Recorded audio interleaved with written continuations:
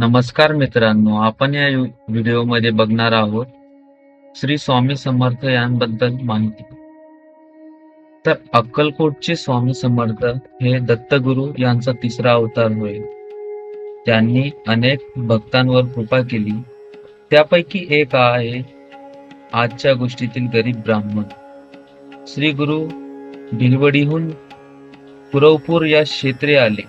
कुरवपूरला पंचगंगा आणि कृष्णा यांचा संगम आहे. या क्षेत्राला दक्षिण काशी असे म्हणतात. श्री गुरु नित्य दुपारी अमरपुरात भिक्षेसाठी जात असत आणि खऱ्या भक्तांवर कृपा करत असत. या अमरपुरात एक गरीब ब्राह्मण राहत होता.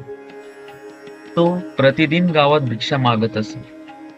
जे मिळेल त्यात आनंदात राहत असे. दारी येणाऱ्या अतिथींना तो पूजा करून त्यांना घरात जे असेल त्याची भिक्षा वाढत असे. त्याची पत्नी सुद्धा दारी आलेल्या अतिथीला मोकळ्या हाती परत पाठवत नसे.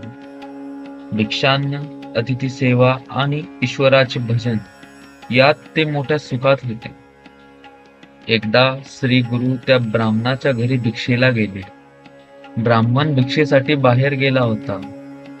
भिक्षा वाढवायास घरात काहीच नव्हते.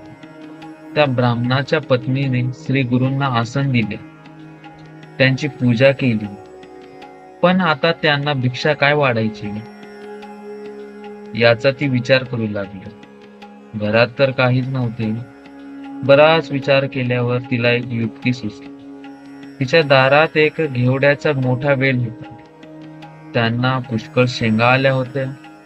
त्या ब्राह्मणाच्या बायकोने शेंगा काढल्या, त्याची भाजी केली आणि ती श्री गुरूंना वाढली. श्री गुरु प्रसन्न झाले. तुझे दारिद्र्य गेले असा आशीर्वाद दिला आणि परत जाताना त्यांनी घेवड्याचे मूळ कापून टाकले. श्री गुरूंनी घेवड्याचे मूळ कापून टाकलेले पाहून ती बाई दुःखी झाली. ती रडू लागली. थोड्या वेळाने ब्राह्मण घरी परत आला. त्याला तिने सारा प्रकार सांगितला. तो ज्ञानी ब्राह्मण म्हणाला, श्री गुरूंनी तुला आशीर्वाद दिला आहे, त्यावर विश्वास ठेव.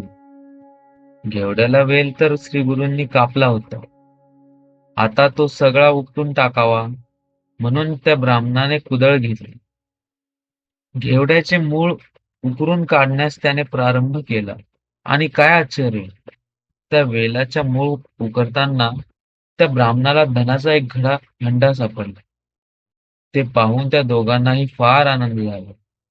ते दोघे श्री गुरूंकडे गेले, त्यांची पूजा केली आणि घडलेली सारी गोष्ट त्यांना सांगितली. तर मित्रांनो, अशाच नवनवीन गोष्टींसाठी आपल्या व्हिडिओला लाईक करा, आपल्या चॅनलला सबस्क्राईब करा, जेणेकरून तुम्हाला असेच नवनवीन व्हिडिओ बघायला मिळतील. धन्यवाद.